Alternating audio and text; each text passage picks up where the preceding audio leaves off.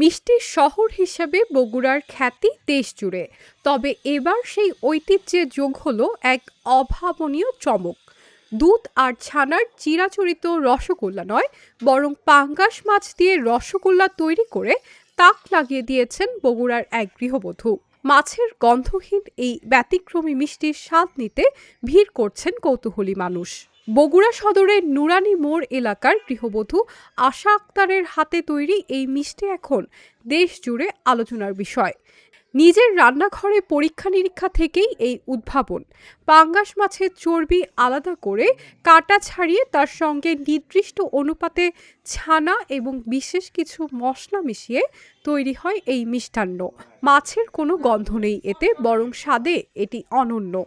এই উদ্যোক্তা এখন স্বপ্ন দেখছেন নিজের একটি ব্র্যান্ড তৈরি করার। সরকারি বা বেসরকারি পৃষ্ঠপোষকতা পেলে এই ফিশ রসগোল্লা দেশের গণ্ডি পেরিয়ে বিদেশেও রপ্তানি সম্ভব বলে মনে করছেন সংশ্লিষ্টরা।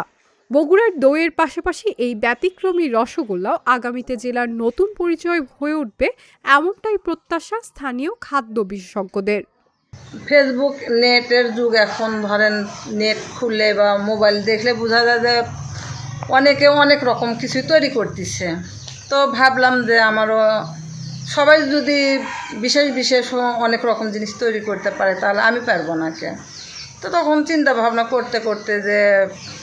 ভাবনা করলাম যে দেখি তো পাঙ্গাস মাছ থেকে কোনোভাবে মিষ্টি তৈরি করা যায় কিনা।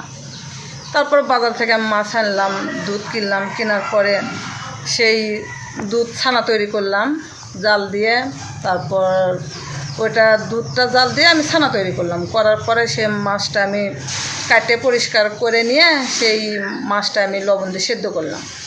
করার পরে দেখি যে ওই মাছের মাংসটা ছাড়াই নেওয়ার পরে ওই দুধের যে ছানাটা আমি তৈরি করলাম সেটা দিয়ে আপনার হলো মাংস আর ওই ছানাটা অ্যাডজাস্ট করে আমি সেটা আগে ভালোভাবে মিক্সার করে নিলাম। যে দেখি যে না, আলহামদুলিল্লাহ ভালো, আল্লাহর দয়ায়।